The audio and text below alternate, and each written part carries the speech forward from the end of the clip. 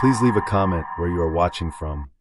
After a 3-year relationship that ended in a slow, quiet implosion, I just wanted to feel alive again. Not necessarily loved, just seen. It had been months since I'd been on a real date, and most of my evenings were spent curled up with a blanket, streaming shows I'd seen before, and wondering if I was going to feel normal again. So when I found myself scrolling through Craigslist's personals section one night, I told myself it was harmless curiosity. The ad that caught my attention wasn't flashy. No shirtless mirror selfie. No over-the-top promises of passion or soul connections. Just a few plain lines. Not great at this. Looking for someone to grab a drink, laugh a little, and see what happens. I'm 31. You.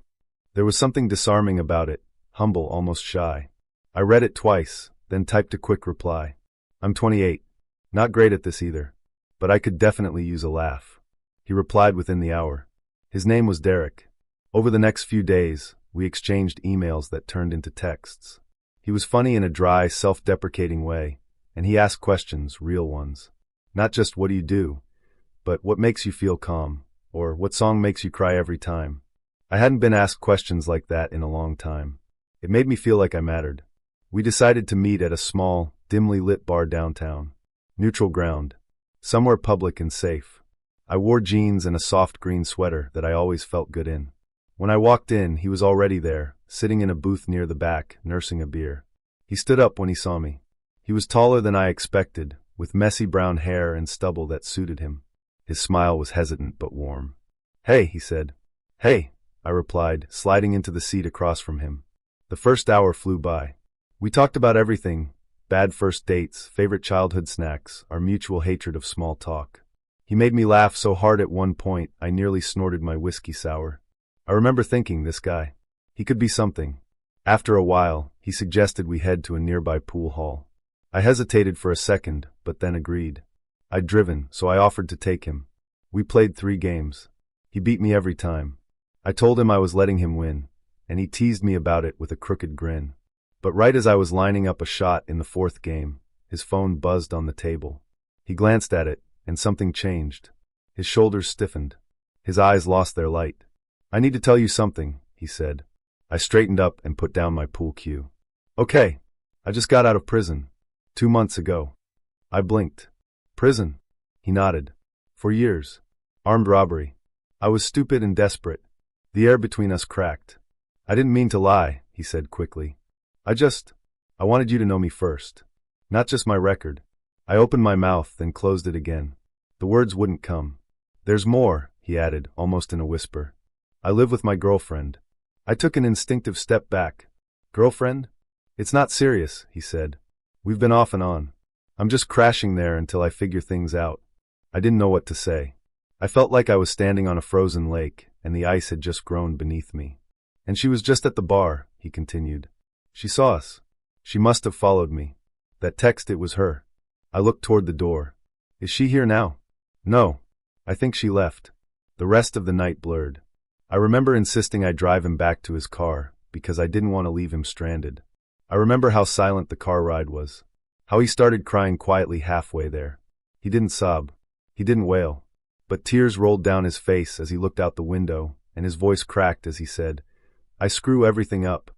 I didn't know what to do. I felt sorry for him, and scared of him, and angry all at once. Then, without warning, he reached for the door handle. "We're on the highway," I shouted, locking the doors with a flick of my thumb. He mumbled something I couldn't understand. I gripped the wheel tighter and focused on the road, heart slamming in my chest. When we finally reached the parking lot where his car was parked, he got out without a word. I watched him walk to his car, fumbling with his keys. Then I drove away, my hands shaking the whole way home. I thought that was the end of it. I was wrong. 3 days later, I got a text from an unknown number. "Hi, I'm Derek's girlfriend. You don't know me, but I need to talk to you." I almost didn't reply, but something told me I should. "Okay." 5 minutes later, an image came through. It was a close-up of a woman's face, bruised, swollen, her lower lip split open. "This is what he did to me. After your date." I stared at the image, bile rising in my throat. "I confronted him about you." That's how he reacted. She sent a few more photos, one of her wrist, purple and tender, another of her back with a dark, spreading bruise. "I'm not trying to blame you," she wrote. I just thought you should know who he really is. I sat on the floor of my living room, phone in my hand, feeling like I'd been dropped into a nightmare. I'd spent an entire evening laughing with this man, playing pool, letting him into my car. I could have been next. I asked if she was okay. She said she was staying with a friend, that she was done with him, that she was pressing charges. Over the next few days, we kept talking. At first, it was about Derek, what he said to me, what he did to her, how we both felt like fools for believing in him. But then it turned into something else. We started talking about other things, where we grew up, what we did for work, our favorite books, our worst dates. She told me her name was Kendra. She was smart, quick-witted, and had this dry humor that made me laugh even when I didn't feel like it. We bonded over the absurdity of it all, how two complete strangers had been stitched together by something so dark. She told me things about Derek that made my skin crawl, how he'd been charming at first, just like with me, how the manipulation started slowly, how the first time he hit her, he cried afterward and promised it would never happen again. He was always sorry, she said. Until the next time. I asked her why she stayed. Because I hoped he'd change. Because I loved him. Because I thought I could fix him. We talked every day for weeks. Then one night, she said, "I'd like to meet you." We met at a coffee shop downtown. She was even stronger in person, her posture, her voice, her gaze. She was healing but not broken. We sat for hours, talking about everything and nothing. And when we hugged goodbye, I felt something shift inside me. A strange friendship was born that day. One rooted in trauma, yes, but also resilience. We kept in touch. We still do. Birthdays, holidays, the occasional text when a memory surfaces. Derek never reached out again. I don't know what happened with the charges. I never asked Kendra for details. It didn't matter. What mattered was that we both survived him, and that we found each other in the wreckage. "I see it as my true self," he wrote. "I was meant to be without that leg." I asked him how far he'd gone with this obsession. That's when he told me about his finger. "I cut off my pinky, just above the knuckle. It was a trial run. I asked for proof." "Maybe later," he wrote. At that moment, I was almost relieved. Maybe he was just a fantasist, a harmless eccentric. But a few days later, he sent me 2 files, 1 photo, 1 video. The photo showed a hand with the words "cash to cut off my leg" written across the palm. The date matched our email thread. The pinky was gone, cleanly snipped. Then I opened the video. It was grainy but clear enough. A masked man sat at a table, holding a pair of bolt cutters. Without hesitation, he placed his little finger between the blades and squeezed. I won't describe the rest. You can guess. But it was real. All too real. That moment changed everything. I no longer doubted him. I wanted to stop the correspondence, but I couldn't. Part of me was horrified. Another part was fascinated, not out of morbid curiosity, but because he seemed so normal. He had a job, a family he cared about. He volunteered at a local charity, though he wouldn't say which. He wasn't some basement-dwelling lunatic. He was articulate, even polite. But he was also determined. He told me he'd helped others, too, people who shared his desire. Some just needed moral support. Others wanted someone to monitor their vitals while they submerged a body part in ice for hours, killing the tissue so that doctors would be forced to amputate. "I once helped a guy remove his leg that way," he said. 20 hours in ice. I kept him warm, hydrated. Drove him to the ER myself. They had no choice but to amputate. I asked if he ever took payment. "Never," he said. "It's not about money. It's about helping people become who they are." I was stunned. The calmness with which he discussed these things was more disturbing than the acts themselves. "Some people want to look on the outside how they feel on the inside," he said. "Others want to be cared for. A few just like the idea of being helpless. There are all kinds." He recounted one man who wanted to be reduced to just a head. A limbless pillow, he called it. Another fantasized about watching his own body being dismantled, piece by piece. "They're rare," Cash said. "But they exist." Our emails slowed after that. I think he sensed I was reaching my limit. Still, every so often, I'd hear from him. Just enough to keep the line open. Then one day he wrote, "Today's the day. I found someone." I didn't know how to respond. My fingers hovered over the keyboard, but my mind was blank. I didn't reply. I just waited. I checked my email every hour. Then every day. Then every week. Nothing. I sent a message after a few days. "Are you okay?" No response. A week passed. "Please just say you're alive." Still nothing. The silence was unbearable. I imagined every scenario. Maybe it went wrong. Maybe he bled out. Maybe the tools failed. Or maybe he succeeded and just didn't want to talk anymore. Not the kind that makes you clean your apartment or go for a run, but the kind that poisons your thoughts, makes you scroll through forums at 3 a.m. looking for something, anything, that makes you feel something. I'd been reading threads on lucid dreaming, conspiracy theories, and obscure psychological phenomena. Most of it was harmless, some of it was fascinating, and a small portion was just plain weird. Then, buried in a Craigslist psych discussion board, I found a thread titled, "Live Feed, Smiling Man Watch If You Dare." That was it. No description, no context. Just a hyperlink. Usually I'd scroll right past something like that. It screamed hoax. But that night, something about it caught me. Maybe it was the cold silence of my apartment. Maybe it was the insomnia. Maybe it was just a lapse in judgment. I clicked the link. The stream loaded quickly. It was a single video feed, grainy, monochrome, and oddly still. A man sat in the center of an empty room on a wooden chair. He was wearing a plain white shirt and dark pants. The walls were bare, the floor concrete. Harsh overhead lighting cast stark shadows beneath his chin and along the floor. He was staring directly into the camera. Smiling. Not the kind of smile you give to a friend. Not even the kind you give to a stranger on the street. It was the kind of smile you see in yearbook photos where someone's trying too hard to look normal. Lips stretched too wide. Eyes too open. Still. Unblinking. I waited for him to move. A twitch of a finger. A blink. Something. But he didn't. The chat window on the side of the screen was blank. No viewers. No comments. Just me. I thought maybe it was a looped video. Some kind of performance art. I checked the timestamp in the corner. It was live. The seconds ticked on. I watched for 5 minutes. Then 10. Then 20. He didn't move. Not once. The only sign that he was alive at all was the slow rise and fall of his chest. I opened a second browser tab and searched Smiling Man Livestream. Nothing relevant came up. Just random Reddit posts and articles about a creepypasta character with the same name. Nothing about this exact stream. I went back to the video. Still there. Still smiling. Something about the way he stared dead center, right into the camera, made it feel like he was seeing me. Like he knew I was watching. Then I heard it. A creak. I paused. Took my headphones off. Nothing in my apartment. I put them back on. There it was again. Faint. Rhythmic. Like footsteps on old wood. But the man didn't react. He didn't glance toward the sound. He didn't blink. He just kept smiling. The footsteps grew louder. Then, from the far left corner of the screen, a shadow moved. My stomach knotted. A figure stepped into frame. He was dressed in black, face concealed by a ski mask. In his hands, he held a sledgehammer. I leaned closer to the screen, my breath caught in my throat. The intruder glanced around the room, clearly unsettled. He moved slowly, cautiously, as if unsure what he was walking into. Then his eyes locked on the smiling man. Still, the man didn't move. The intruder waved a hand in front of his face. Nothing.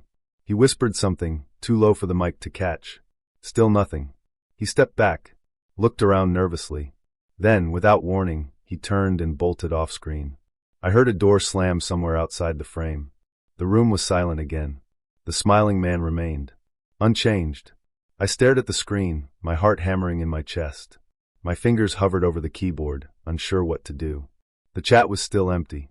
I wasn't sure if I should refresh the page or close it entirely. I clicked the pause button. It didn't work. I clicked again.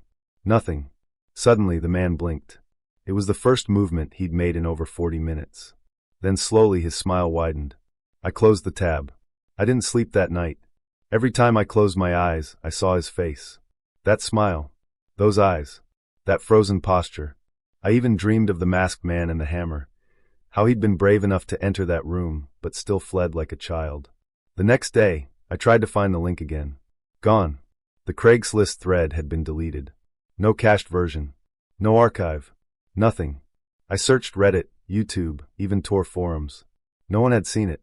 No one had heard of it. I began to wonder if I'd imagined the whole thing. If maybe sleep deprivation had played tricks on me. But deep down, I knew what I saw. I knew how it felt. It wasn't just a video. It was something else. Something wrong. Weeks passed. I tried to forget. Then one night, I got an email. No subject. No message body. Just a link. I hovered over it. It looked similar to the one from before. Different domain, but the same structure. I didn't click it. I couldn't. But I didn't delete it, either. Sometimes, when I can't sleep, I pull it back up. I hover over the link and feel my pulse quicken. One click. That's all it would take. Not the kind that makes you clean your apartment or go for a run, but the kind that poisons your thoughts, makes you scroll through forums at 3 a.m. looking for something. Anything that makes you feel something. I'd been reading threads on lucid dreaming, conspiracy theories, and obscure psychological phenomena. Most of it was harmless, some of it was fascinating, and a small portion was just plain weird. Then, buried in a Craigslist site discussion board, I found a thread titled, "Live Feed, Smiling Man Watch If You Dare." That was it. No description, no context. Just a hyperlink. Usually I'd scroll right past something like that. It screamed hoax. But that night, something about it caught me. Maybe it was the cold silence of my apartment. Maybe it was the insomnia. Maybe it was just a lapse in judgment. I clicked the link. The stream loaded quickly. It was a single video feed, grainy, monochrome, and oddly still. A man sat in the center of an empty room on a wooden chair. He was wearing a plain white shirt and dark pants. The walls were bare, the floor concrete. Harsh overhead lighting cast stark shadows beneath his chin and along the floor. He was staring directly into the camera. Smiling. Not the kind of smile you give to a friend. Not even the kind you give to a stranger on the street. It was the kind of smile you see in yearbook photos where someone's trying too hard to look normal. Lips stretched too wide. Eyes too open. Still. Unblinking. I waited for him to move. A twitch of a finger. A blink. Something. But he didn't. The chat window on the side of the screen was blank. No viewers. No comments. Just me. I thought maybe it was a looped video. Some kind of performance art. I checked the timestamp in the corner. It was live. The seconds ticked on. I watched for 5 minutes. Then 10. Then 20. He didn't move. Not once. The only sign that he was alive at all was the slow rise and fall of his chest. I opened a second browser tab and searched Smiling Man Livestream. Nothing relevant came up. Just random Reddit posts and articles about a creepypasta character with the same name. Nothing about this exact stream. I went back to the video. Still there. Still smiling. Something about the way he stared dead center, right into the camera, made it feel like he was seeing me. Like he knew I was watching. Then I heard it. A creak. I paused. Took my headphones off. Nothing in my apartment. I put them back on. There it was again. Faint. Rhythmic. Like footsteps on old wood. But the man didn't react. He didn't glance toward the sound. He didn't blink. He just kept smiling. The footsteps grew louder. Then, from the far left corner of the screen, a shadow moved. My stomach knotted. A figure stepped into frame. He was dressed in black, face concealed by a ski mask. In his hands, he held a sledgehammer. I leaned closer to the screen, my breath caught in my throat. The intruder glanced around the room, clearly unsettled. He moved slowly, cautiously, as if unsure what he was walking into. Then his eyes locked on the smiling man. Still, the man didn't move. The intruder waved a hand in front of his face. Nothing. He whispered something, too low for the mic to catch. Still nothing. He stepped back, looked around nervously. Then, without warning, he turned and bolted off screen. I heard a door slam somewhere outside the frame. The room was silent again. The smiling man remained. Unchanged. I stared at the screen, my heart hammering in my chest. My fingers hovered over the keyboard, unsure what to do. The chat was still empty. I wasn't sure if I should refresh the page or close it entirely. I clicked the pause button. It didn't work. I clicked again. Nothing. Suddenly, the man blinked. It was the first movement he'd made in over 40 minutes. Then slowly his smile widened. I closed the tab. I didn't sleep that night. Every time I closed my eyes, I saw his face. That smile. Those eyes. That frozen posture. I even dreamed of the masked man and the hammer. How he'd been brave enough to enter that room, but still fled like a child. The next day, I tried to find the link again. Gone. The Craigslist thread had been deleted. No cached version. No archive. Nothing. I searched Reddit, YouTube, even Tor forums. No one had seen it. No one had heard of it. I began to wonder if I'd imagined the whole thing. If maybe sleep deprivation had played tricks on me. But deep down, I knew what I saw. I knew how it felt. It wasn't just a video. It was something else. Something wrong. Weeks passed. I tried to forget. Then one night, I got an email. No subject. No message body. Just a link. I hovered over it. It looked similar to the one from before. Different domain, but the same structure. I didn't click it. I couldn't. But I didn't delete it, either. Sometimes, when I can't sleep, I pull it back up. I hover over the link and feel my pulse quicken. One click. That's all it would take. There's a strange kind of loneliness that creeps in just after midnight. That's when I found myself scrolling through the Craigslist personals, not looking for love, exactly, just connection. The kind that's easy, temporary, and uncomplicated. I'd just come out of a short but intense relationship, and I wasn't in any shape to go through another emotional roller coaster. I wanted a distraction. Something, or someone, that could make me feel desired again, if only for a night. I'd seen dozens of ads that evening. Most were obviously fake. Some were crude. A few were so over the top that I wondered if they were written by bots or bored teenagers. But then one caught my eye. The title was simple. Just broke up, looking for something casual. The body of the post read, "Not ready to jump back into something serious. Just want to have fun. If you're normal, clean, and open-minded, message me." Attached was a photo of a woman, mid to late 20s, sitting on a couch. She was stunning, and not in a filtered, influencer sort of way. She looked real. Her smile was relaxed, natural. The kind of face you'd expect to see in a coffee shop or a bookstore. Someone approachable. Someone genuine. I hesitated. Then I messaged her. "Hey, saw your post. You seem cool. I'm recently single too, and could use a distraction." To my surprise, she replied within minutes. "Hey, you're cute. Wanna chat?" We messaged back and forth for over an hour. She was flirty, funny, and quick with comebacks. She told me her name was Maya. Said her ex had moved out a few days ago, and that she wasn't ready for anything serious. Just needed to feel something again. I got it. I told her I felt the same. Then she sent a photo. This one wasn't staged. She was wearing a tank top, lying in bed, her hair messy, and her expression soft. It was intimate in a way that felt more personal than any nude could ever be. Still, I was cautious. It felt too good to be true. Half joking, I replied, "If this is real, send me a picture with my name on a piece of paper." A minute later, my phone buzzed. There it was. A selfie of her holding a crumpled sticky note with my name, spelled correctly. That was all the proof I needed. She was real. We talked for another half hour. Then she gave me her address. "I live alone now. Just come over. Let's not make this complicated." I hesitated again. There was a part of me that still felt unsure. But the combination of curiosity, loneliness, and attraction overruled it. I asked if I could call her. She picked up after the first ring. Her voice was soft, slightly raspy, and carried a casual confidence. "I'm home now. Come by. Let's have some fun." I told her I'd be there in 20 minutes. The neighborhood was a quiet, suburban cul-de-sac. The kind with identical mailboxes, trimmed hedges, and closed garage doors. The house she gave me the address to looked ordinary. 2 stories, beige siding, a small porch. I parked across the street and texted her. No reply.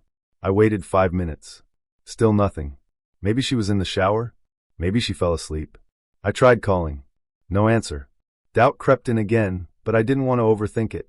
I stepped out of my car and walked up the sidewalk, heart beating harder with each step. I was nervous, excited, vulnerable. Then I saw them. 2 men. Standing just inside the front window, partially hidden by curtains. One was bald with a thick neck and arms crossed over his chest. The other was thinner, wiry, with tattoos that stretched from his neck to his knuckles. They weren't talking. They weren't moving. Just staring. Straight at me. My blood turned to ice. I stopped walking. I didn't know what to do. Pretend I didn't see them? Keep going? Turn back? Then instinct took over. I turned and walked, not ran, back to my car. My legs felt like cinder blocks. My chest was tight. I opened my door, got in, locked it, and started the engine in one fluid motion. Then I drove. I didn't look back until I reached the next block. When I finally glanced into the rearview mirror, the house was out of sight. Back home, I sat in the darkness of my bedroom, still trying to calm myself down. My hands were shaking. My thoughts racing. Had I imagined it? Maybe they lived there. Maybe they weren't part of anything shady. Maybe this was just a weird coincidence. Then my phone buzzed. It was a new number. The message read, "You're a loser. That was my boyfriend. We were just messing with you." I stared at the screen, heart pounding. So much for the just broke up part. I blocked the number, but I couldn't shake the feeling that something much darker had almost happened. I tried to convince myself it was just a prank, a twisted joke between two people with nothing better to do. But then, 3 days later, I saw a news report. A man had been found unconscious in a house just 2 streets over from the address I'd been given. He'd answered a Craigslist ad that promised no strings attached fun. When he arrived, he was ambushed by 2 men, beaten and robbed. He was in critical condition. The police were investigating a series of similar incidents in the area. The house described in the report, it matched the one I'd gone to. I felt sick. I couldn't eat, couldn't sleep. I kept replaying that moment, standing in the driveway, seeing those 2 men peering through the window. If I hadn't looked up, if I had knocked on the door, if I had stepped inside, I might not be here to tell this story. I gave a statement to the police. They asked for screenshots, messages, anything I could remember. I gave it all. But I never heard back from them, and I don't know if anyone was ever arrested. What I do know is this: it wasn't just a joke. It was a trap, one I nearly walked straight into because I was lonely and careless. It had been almost 6 months since I moved in with my first serious boyfriend, Kyle. We were both in our 20s, stumbling through adulthood and trying to figure out what came next. One rainy Sunday morning, over a shared plate of pancakes and the low hum of a documentary playing in the background, I blurted out that we should adopt a dog. Kyle blinked, then smiled. "A dog?" "Yeah, I've always wanted one," I said, wiping syrup from my fingers. "And maybe it'll help us figure out if we're ready for the big stuff." He tilted his head. "You mean like parenting?" I nodded. To my surprise, he didn't hesitate. "Let's go to the pound this afternoon." That's how Oscar came into our lives. A wiry little Jack Russell Terrier with enough energy to power a small town. He was all bright eyes, perky ears, and boundless mischief. From the moment we brought him home, he became the center of everything. Our routines revolved around him: morning walks, late-night potty breaks, training sessions laced with treats and firm corrections. But Oscar wasn't perfect. He had one major flaw: he hated rats. Our apartment backed onto a row of dumpsters, and the area was infamous for its rodent problem. Oscar, being a Jack Russell, was genetically wired to hunt.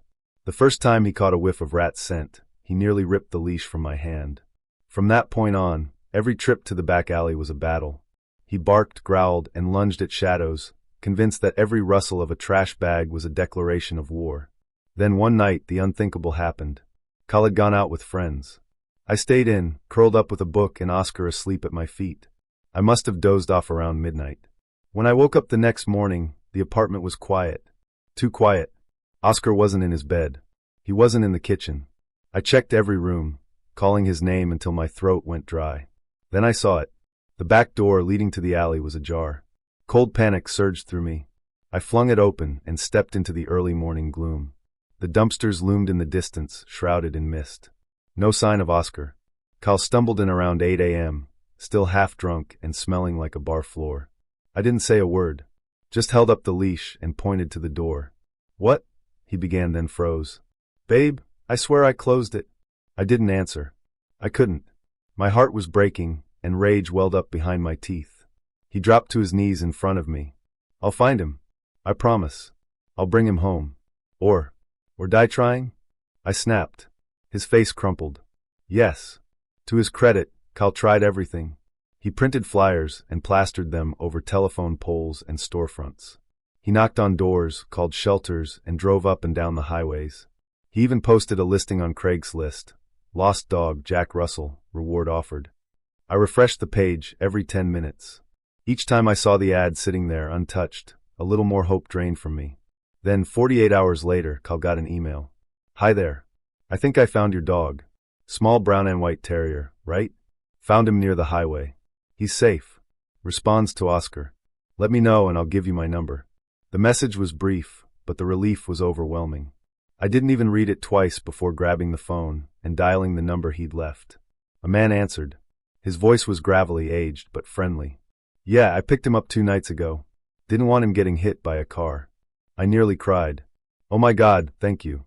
Is he okay?" "Little guy's fine," the man said. "I've been feeding him cooked chicken." made a leash out of some old rope. He's in the basement now, didn't want him peeing all over the house. Basement? That was the first detail that didn't quite sit right. But I brushed it off.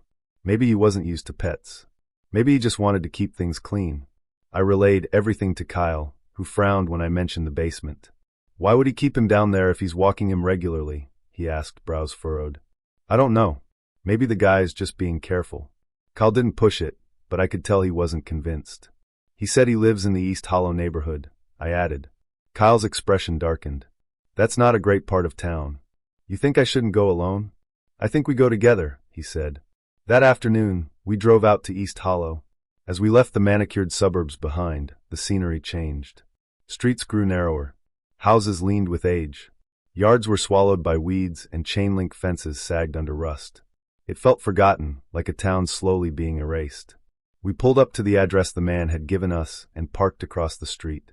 It was a 2-story house with peeling paint and a sagging porch. The lawn was a tangle of knee-high grass and broken lawn ornaments. The porch light flickered, even though it was still daylight. A man stood in the doorway waving. He looked normal, middle-aged, wearing a flannel shirt and faded jeans. But something about him felt off. His smile didn't reach his eyes. You must be the folks looking for Oscar, he said. Yes, I replied, stepping forward. Thank you so much. Can you bring him out? He hesitated just a beat. He's downstairs. Come on in. My feet froze. Could you bring him up instead? I asked. The man's smile faltered. It's no problem. Just come in. Kyle stepped forward. We're good waiting out here. The man's eyes narrowed. His friendliness cooled. Suit yourself. He turned and disappeared into the house, leaving the door open behind him. Kyle leaned close to me. We're not going in there. I know, I whispered. Minutes passed. No barking. No sound of paws. Just silence. Kyle checked his watch. Something's not right. Then the man came back. He stood in the doorway, staring. You're not coming in? He asked, voice flat. Kyle shook his head. We'd prefer you bring the dog out. The man didn't respond. Just stood there, watching. We'll give you the reward. I tried, voice trembling. We just want our dog. Still he said nothing. Then, without a word, he turned and walked back inside. The door creaked shut behind him. We waited. 5 minutes. 10. Nothing. No, Kyle said. We're leaving. But Oscar. I don't think he ever had Oscar. I looked at the house again. At the rotting porch, the flickering light, the way the windows stared blankly like dead eyes. Something was wrong. We got back in the car. As we pulled away, I glanced in the rearview mirror. The man was back on the porch, watching us. He raised a hand. Not a wave. Just a still open palm. The image haunted me. That night, I couldn't sleep. My mind spun with questions. Where was Oscar? Who was that man? And what would have happened if we'd stepped inside? The next morning, I looked up the address online. There it was, plain as day. The house had been foreclosed. 3 years ago. No one was listed as the current resident. I called the police. I told them everything, the Craigslist ad, the man, the open door, the missing dog. The officer on the phone sounded skeptical, but promised to send a unit to check it out. A week later, I got a call. It was a different officer. We checked the house, he said. There were signs someone was staying there. Was Oscar there? A long pause. No dog. But you're lucky you didn't go inside.